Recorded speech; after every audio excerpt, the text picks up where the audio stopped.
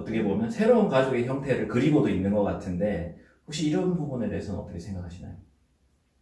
뭐 딱히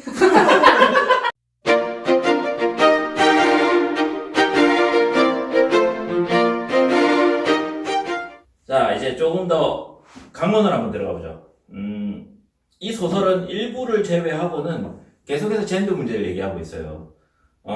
심진경 평론가님, 이 소설이 제기하는 젠더 문제 사실 다양하긴 한데 그래서 질문을 배치하면서도 이런 두루뭉술한 질문을 해도 되나 라는 생각이 들기도 합니다. 그렇지만 어쨌든 어떻게 생각하십니까? 젠더 문제라고 하는 것은 젠더만으로 설명될 수 없는 거잖아요. 그러니까 젠더 문제 안에 결합되어 있는 여러 가지 어떤 사회 문제들이 있고, 그리고 그것은 이제 뭐 이들이 처해 있는 어떤 뭐 경제적인 위치라든가, 아니면은 뭐 그런 레즈비언이라고 하는 어떤 그런 위치라든가 이런 것과 결합이 되고, 또 이제 동생의 경우에는 대학을 가지 못하고 여상을 가서 이제 졸업을 한 그런 이제 그 위치. 그래서 각자가 처한 어떤 그런 그 다양한 그 자리들이 교차되면서 만들어지는 그 주체의 위치가 있고, 이것은 젠더만으로 얘기될 수 없는 조금 더 이렇게 좀 복합적인 이야기라고 생각하거든요. 근데 82년생 김지영 같은 경우는 마치 이제 뭐 95년도에 그 베이징 세계 여성 대회에서 만들어낸 세계 여성 헌장처럼 일종의 여성의 표준 약관 같은 것들을 중심으로 해서 전개되고 있다는 느낌이에요. 서울 30대 중산층 여성이거든요. 그렇기 때문에 그 여성의 어떤 차별과 억압의 그 경험들을 그런 식으로 이제 쭉 나열을 하고 있는데, 그러한 방식이 오히려 그러한 이게 마치 뭐 백인 중산층 여성을 중심으로 해서 전개되었던 여성 운동에 대해서 많은 사람들이 비판을 했던 것처럼, 그러한 거기에서 소외된, 거기에 포함될 수 없었던 그 표준화되지 못한 그러한 여성들, 이 겪어야 했던 다양한 어떤 차별의 경험들, 기억들, 이런 것들을 중심으로 얘기를 하고 있지 않나. 거기에는 아까 제가 얘기한 것처럼 단순히 어떠한 젠더 차별 문제뿐만이 아니라 다양한 자기가 겪고 있는 또 다른 또 다양한 차별과 억압의 문제와 결합해서 이게 전개되고 있기 때문에, 제가 보기에는 이게 76년생 6년생들이 겪은 어떠한 여러 가지 지금까지 살면서 겪은 그러한 이야기들을 하고 있지만, 그것이 어떤 뭔가 하나의 어떤 여기서는 기준값이라고 얘기했는데, 기준값으로는 설명하기 어려운, 거기에서 이렇게 배제되거나 소외된 그러한 그 주변 사람들의 경험들을 더 풍성하게 제시하고 있기 때문에, 그래서 저한테는 조금 더 설득력이 있었던 것 같아요. 이게 급작스러운 질문일 수 있는데요. 여기에 보면 가족 구성원이 재미있는 것 같아요. 동성애 커플이 기본이고 또 이성애를 해서 아이를 낳은 동생인 김소리와 넷이 또 모여 산단 말이죠. 그리고 그 아이는 또 아들이에요. 이런 어떻게 보면 가족이라고 말하기도 좀 애매한, 왜냐하면 여기 소설에 나오죠. 서수경이 필요할 때는 거기 가서 같이 이야기도 하고 앉기도 하지만 또 자기만의 공간으로 되돌아오는 어떤 젠더 프리한, 어떻게 보면 새로운 가족의 형태를 그리고도 있는 것 같은데 혹시 이런 부분에 대해서는 어떻게 생각하시나요? 어떻게 보면은 좀 그럼에도 불구하고 아무것도, 예를 들면 어떤 이해관계에도 얽히지 않기 때문에 굉장히 허약해 보이지만, 그 허약함이 절대 허약하지 않은, 그렇기 때문에 오히려 더 단단한 그런 관계성을 보여주고 있는 것 같아요. 특히 이 두 사람의 관계는. 그래서 그런 점에서 우리가 이 관계에서 느끼는 거는, 저는 오히려 제가 예전에 항상 사람들한테 얘기하는 것 중에 하나가 우정이나 사랑이라는 게 얼마나 허약하냐. 사실은 이해관계를 주고받을 수 있는 그런 관계야말로 오히려 더 돈이나 권력이나 이런 게 개입될 때 관계가 더 돈독해질 수 있다. 그 관계를 유지하려고 하는 욕망이 있기 때문에 사랑, 우정 이런 걸 정말 하찮은 것에 불과해진다, 어느 순간. 근데 사실은 그 하찮음을 하찮음으로 만들지 않는 어떤 게 있는 거잖아요, 이 둘의 관계는. 그래서 그런 세계를 지향하는 거겠죠. 실제로 그런지 어떤지는 모르겠지만 그런 것들이 공감을 주는 것 같아요. 네, 알겠습니다. 자, 이 소설은 또 앞서 누누이 말씀드렸지만 96년 연세대 시위부터 2014년 세월호 문제, 그 다음에 2016년 탄핵 촛불 시위까지 현대 한국 사회의 굵직한 시위 국면들을 또 쭉 다루고 있어요. 그러면서 동시에 탄핵 촛불 시위 때 악녀 아웃이라는 팻말을 들고 있는 아마 남성일 텐데, 보고 여성으로서, 주인공이 여성으로서 젠더 문제를 다시 자각하는 장면도 인상이 깊거든요. 어떻게 보면 진보적인 것에 어떤 또 다른 진보적인 것이 경계하는 이슈가 같이 물려드는 그런 상황에 대해서 또 묘사를 하고 있는 것 같아요. 박건일 비평가님, 이 소설이 다루고 있는 시위와 한국 사회 운동 문제 어떻게 생각을 하시나요? 시위와 한국사회 운동이라고 얘기가 너무 거창한데 네, 그렇게 딱딱하게 저는 뭐 생각하진 않았었고, 일단 읽으면서 제가 공감이 갔던, 그러니까 앞에 소설보다 뒤에 소설이 좀 더 공감이 갔다라고 제가 말씀드렸잖아요. 그게 이제 이 뒷부분에서는 사실은 이 X세대로서, 소위 말하는 X세대로서 이 70년대 중반에 태어난 작가가 동시대적인 사건들, 그 트라우마적인 사건이죠. 사실 96년 연세대 시위라는 것이. 그 트라우마적인 사건들을 통과해 오면서 뭔가 느꼈던 것들에 대한 공감 같은 것들, 그런 것들이 저 안에서 이제 있었던 것 같고요. 그 공감이라는 것은 단적으로 얘기를 하면 이제 진보에 대한 성찰 같은 것이죠. 그러니까 과거에 선배들한테 학습을 받고 대학에 가서 이제 데모를 하기 전에 이제 선배들한테 뭔가 학습을 받고 교육을 받는데, 그런 선배들이 보여주는 일상생활 속에서의 모습은 사실은 진보가 아니라 굉장히 가부장제적이고 군사문화적이고 폭력적인 그런 측면들이 많았단 말이죠. 근데 거기에 대해서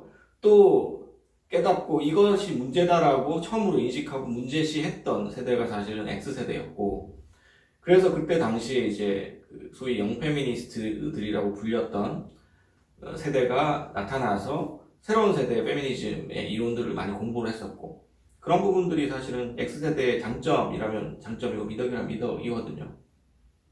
이 작가도, 황정은 작가께서도 그런 세대가 갖고 있는 어떤 감각들을 동시대적으로 갖고 있었던 것 같아요. 그래서 그 소설 속에도 녹아나온 것들이 결국은 단순한 진보가 아니라 그냥 앞만 보고 가는 진보, 전체주의적인 진보가 아니라 내 주변과 나와 그 약한 사람들을 돌아보는 그런 성찰적인 진보로서의 모습들이 사실은 비치고 있어서 이 소설에 드러나는 어떤 윤리성이라는 게 있다면 그런 것들이 아니었나 하는 생각이 들고, 사회적인 어떤 측면에서 그렇다는 것이고, 뭐 연세대 시위에 대해서 좀 얘기를 하고 싶은데, 이 소설에서 중요하게 다뤄지는 사건이 사실은 연세대 시위고, 사실 이 X세대, 그 96년 연세대 시위를 경험한 세대나 혹은 사회적으로나 이 연세대 시위는 제대로 정리되지 않았어요, 아직까지.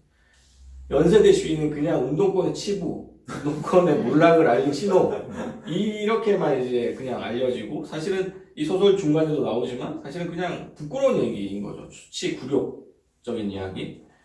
근데 저는 사실은 그렇게만 얘기한다는 거가 가능한가 하는 생각이 들어요. 사실은 엄청나게 많은 사람들이 다치고 또 죽고 끌려가서 인생의 행로가 전혀 바뀔 수밖에 없었던 사건이었는데, 그런 것들에 대해서 마치 사람들이 아무것도 없었다는 것처럼 지금 입을 다물고 이야기를 하지 않고 있는데, 이것이야말로 저는 전형적인 어떤 징후적인 현상이라고 생각을 하거든요. 그만큼 이제 그 상처들이나 그 역사화가 제대로 이제 아직까지는 좀 시기상조다라는 의미이기도 하거든요. 그래서 저는 이 연세대 시위라는 사건에 대한 좀 제대로 된 서사화, 그리고 제대로 된 역사화 같은 것들이 좀 필요한 시기가 이제는 되지 않았나 하는 생각을 또 개인적으로 해봅니다. 그래서 굳이 뭐 황정은 작가한테 그 의무가 있다라고 얘기하는 건 아니고요. 황정은 작가도 나름대로 그거를 스스로 뭔가 내면 속에서 삭히기도 하고 또 다시 되새김질 했겠지만, 그런 것들은 또 동세대인으로서 되게 가슴 아프기도 하고 같이 좀 고민해 봐야 되는 문제가 아닌가 하는 생각도 해봅니다. 근데 이제 여기서 그 수치와 굴욕이 네. 사실은 이제 언론이나 이런 보도를 통해서 나갈 때는 이제 이 전경들이 여학생들에게 했던 그 씻지도 않아서 거시기에서 무슨 냄새나가 난다 이런 식의 네. 욕설로 여성에 대한 성기 비하적 그런 욕설을 통해서 그 수치와 굴욕을 드러냈다라는 거. 네. 사실은 황정은이 도드라지게 얘기하진 않았지만 그런 부분들이 있는 거. 그 수치와 굴욕을 여학생들의 어떤 생식기에 대한 그런 그 욕설을 통해서 보여줬다라는 거. 그것 때문에 오히려 이게 끝나고 나서 이게 이 좌절 이후에 그런 여성 문제에 대한 의식이나 이런 것들이 조금 더 이제 여학생의 경우에는 좀 더 이제 중요한 것으로 다가오지 않았을까 그런 생각은 들어요. 네. 그런 부분도 분명히 좀 중요한 부분이고, 사실은 그때 당시에도 그런 얘기들을 많이 나왔어요. 여학생들이 연행 대회면서 그 전경들이 굉장히 성추행을 많이 하고, 그 사건에 대해서 공론화 시키려고 했음에도 불구하고 언론에서 다뤄주지 않고, 거기에 대해서 주변에 있는 여성들이 굉장히 분노했던 기억도 저도 나거든요, 사실은. 근데 이제 그 부분에 대해서도 이제 황경 작가가 썼던 것 같고, 어쨌든 이제 그런 젠더적인 측면에서 운동 사회 내부가 갖고 있는 또 뭐라고 해야 되죠? 성인지 부족 이런 것들도 분명히 있었어요. 한 총련 내부에서 가지고 있었던 의장님을 가부장의 어떤 표상처럼 떠받드는 그런 분위기.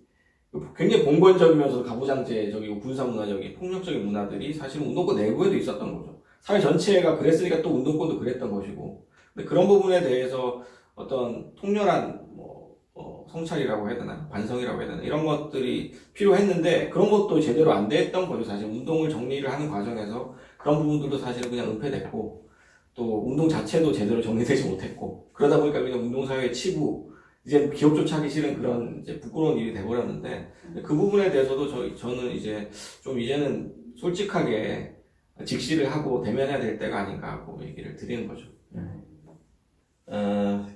이거는 어떻게 보면 좀 계속해서 지속적인 논쟁이 필요한 것 같아요. 왜냐하면 운동권 내부에 대해서 문학적으로 반추하는 작업은 사실 권여선 작가도 활발하게 했었죠. 그리고 이런 문제들을 지적하지 않았던 게 아니에요. 그 안에 나오는 폭력이나 어떤 젠더의 문제를 권여선 작가도 초기작에서 많이 지적을 했었고요.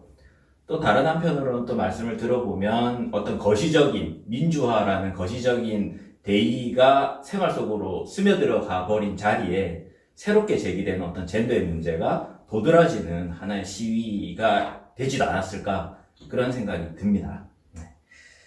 자, 이 소설의 마지막 장면을 보면 헌법재판소의 재판관이 생명권 보호 의무에 대한 판결을 읽기 시작하는 장면으로 끝을 맺어요.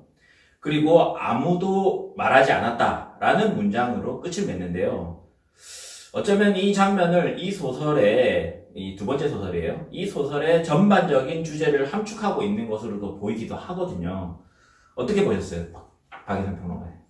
네, 결국에 이 소설에서 황정원 작가가 강조하고 있는 한 가지 단어가 혁명이잖아요, 혁명. 이 혁명이라고 하는 것을 어떠한 방법으로 혹은 지금 광화문 현장에서 있었던 촛불이라고 하는 것들을 어떻게 우리의 일상을 변화시키고 우리의 사회를 바꾸는 이런 혁명으로 끌어당길 수 있을까에 대한 고민들이 이제 굉장히 파편적으로 도드라지는데, 이것들에 대하여 마지막에 이제 탄핵 주문이 인용되는 그 순간에 이르렀을 때 이것에 대하여 무언가 말을 덧붙일 수 없다라고 하는 것을 강하게 자각을 하는 거죠. 이 말을 덧붙일 수 없다라고 하는 의식은 앞서서도 우리가 계속해서 이야기해왔던 어떠한 역사적 사건에 대한 원근법적인 접근, 그러니까 앞서 상투화 혹은 더 나아가서는 상징화라고 하는 것들이 수행될 수 있기 때문에, 즉 혁명이라는 것에 대하여 지금 말로 설명하고 나면 그 혁명은 이례적인 것으로 고정되어 버리고 과거의 것으로 흘러가 버리고 더 이상 그것에 대하여 더 다른 접근이라고 하는 것들이 불가능해지기 때문에 여기서 이제 더 이상 말할 수 없다 라고 하는 이 상투화, 상징화에 대한 거부 같은 것들이 강렬하게 느껴지는데요.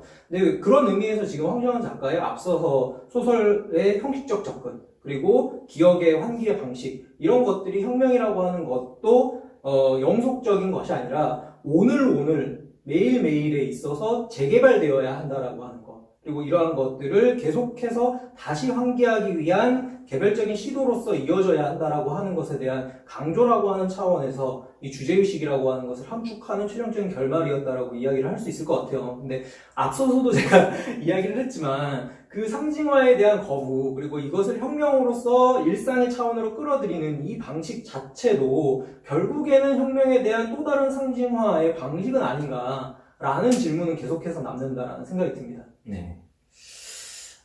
마지막 질문인데요. 어떻게 보면 서로 관련 없는 두 소설이 디디의 우산이라는 하나의 제목 속에 병치되어 있어요. 디와 아무것도 말할 필요가 없다. 이 두 작품이 왜 한 권의 책에 연작처럼 묶여 있는지 좀 고민이 될 수도 있는데 이 부분에 대해서는 뭐 자유롭게 단상을 한번 말씀해 주시죠.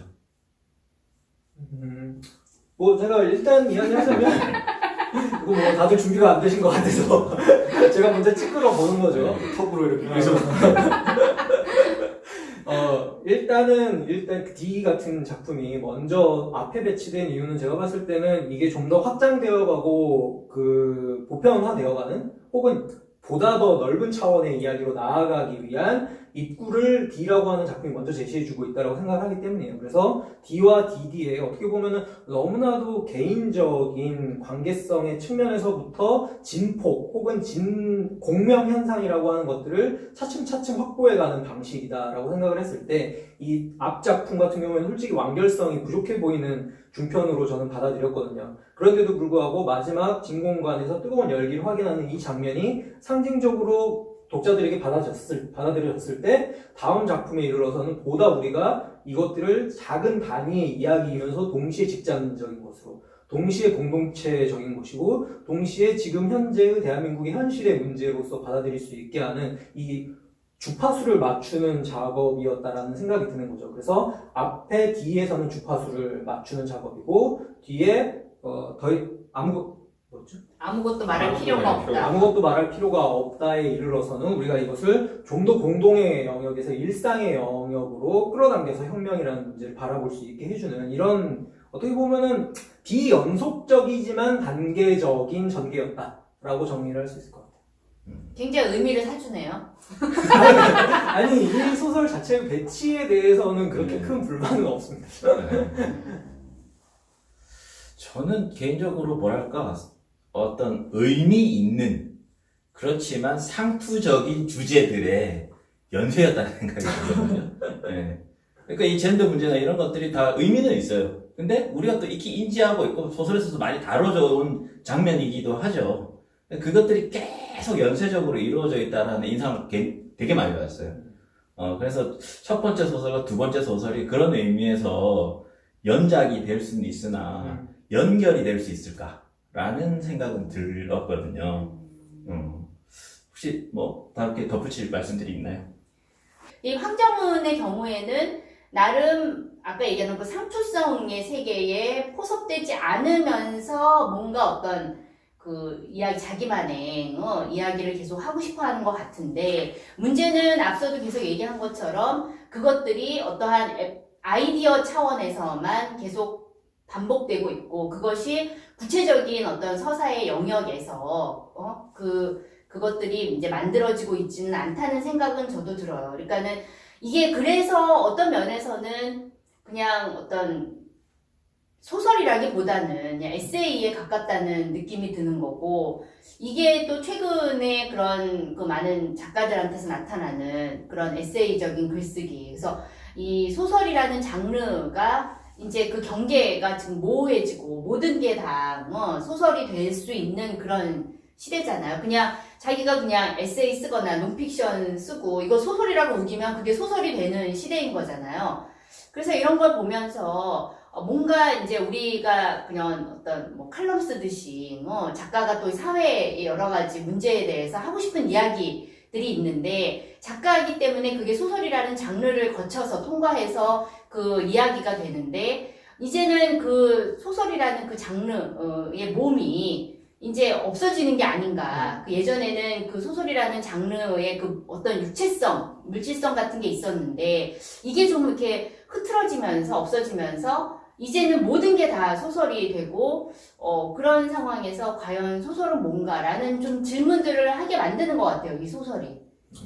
사실은 앞에서의 한나 아렌트에 대한 인용 속에서는 사유의 무능성 이야기를 하고 있단 말이에요. 그러니까 사유화되는 거, 어떠한 사건이라고 하는 것들이 지속적으로 사유의 영역으로 들어가는 거에 대한 거부의 몸짓을 표현하고는 있는데 달리 이야기하면 저는 이 황정은 작가의 에세이적인 형식 자체가 하나의 흐물흐물한 사유의 연속들이라는 생각이 들고 있고 그러한 것들이 계속해서 사건들을 정지시킨 다음에 다시 사유하고 넘어가는 이런 종류의 비연속성하고도 관련이 돼 있다라고 생각을 하거든요. 그러니까 그렇게 생각을 한다면 이거는 사유의 무능성이라기보다는 오히려 굉장히 사유를 신뢰하고 있는 형태의 소설적인 형식 아닌가라는 생각도 드는 거죠. 어쨌든 제가 이 소설을 읽으면서 느꼈던 가장 큰 어떤 뭐라고 해야 되죠? 위화감이랄까 해야 되나? 거부감이라고 해야 되나 하는 것들은 좀 너무 사변적이다라는 거였어요. 그러니까 그 사변적이라는 것이 이를테면 지식인 공동체 내에서 이미 혁명이라고 합의된 무엇에 대해서 나는 그렇게는 생각하지 않아라고 거부하는 그런 그 어떤 지적인 운동 이런 것들을 느껴지는데 실제로 지식인이라는 테두리 밖에서 본다면 그런 사건들은 혁명도 아닐 뿐더러 뭐 아무것도 아닌 사건일 수도 있고 사실 뭐 2008년에 그 광우병 시위만 하더라도 사실 서울 내에서는 굉장히 엄청난 시위로 나타났지만 전국적인 차원에서는 사실은 2016년 촛불 시위에 비하면 거의 아무런 반응이 없었던 시위였거든요. 저는 그걸 이제 그 서울 수도권 중심의 표준 시민들의 시위였다라고 예전에 쓴 적이 있었는데 그런 이슈들은 그러면 어떻게 우리가 평가할 것인가? 그것은 혁명인가 아닌가? 그 2008년 촛불 시위는 2016년 시위는 그럼 그 촛불은 혁명인가? 그럼 혁명이라는 것은 도대체 무엇인가? 누구가 참여하고 누구가 참여하지 않으면 혁명이고 혁명이 뭐 안 되고 되고 이런 것이 기준이 뭐냐? 그런 질문들도 떠오르고 사실은 그래서 그 혁명이라는 말 자체를 너무나 상투적인 맥락에서 쓰고 있다는 생각이 들어요. 이 소설 자체가. 그래서 자꾸 상투성이라는 말을 자꾸 하게 되는데 이 좀 여러 사건들을 다루는 것은 좋지만 그 사건들에 대해서 진짜 깊이 사유했다는 그런 느낌을 별로 못 받았다. 그 정도로 얘기해드리고 싶습니다. 결국에 박걸 선생님의 20제평으로 정리가 되네요. 이것은 소설은 무엇인가? 혁명은 무엇인가? 이것은 소설도 아니다. 혁명도 아니다. 네. 저는 답을 내지 않았습니다, 여러분. 질문을 던졌습니다. 이분이 답을 내렸습니다. 라고 박건일 선생님은 생각하고 있는 것 같습니다. 네, 끊임없이 말장난을 주고받고 있는 걸 봐서 끝을 내야 될 때가 온 것 같습니다. 저는 개인적으로 혁명, 과연 우리 역사에서 혁명이라는 게 일어난 적이 있나? 라는 의문은 듭니다. 두 번째로 또 촛불 시위가 물론 대통령을 끌어내리긴 했지만 그 뒤에 이어지는 일련의 국면들은 또 온건한 개혁이거든요. 그래서 여러 가지 혁명에 대해서, 우리 사회의 혁명에 대해서는 여러 가지 논쟁이 필요하다는 생각이 듭니다. 자, 마무리 짓겠습니다. 이상으로 리액추의 세 번째 리뷰, 디디의 우산을 마치겠습니다. 이 소설에 대해서는 다양한 견해가 있을 수밖에 없습니다. 그래도 작가 나름대로 한국 사회의 문제들을 다면적으로 짚고 천착하려는 노력을 기울였다는 점은 의미가 있지 않나 하는 생각이 듭니다. 그러면 저희는 또 다른 책으로 만나 뵙도록 하겠습니다. 네. 인사 끝낼까요? 네. 감사합니다. 감사합니다.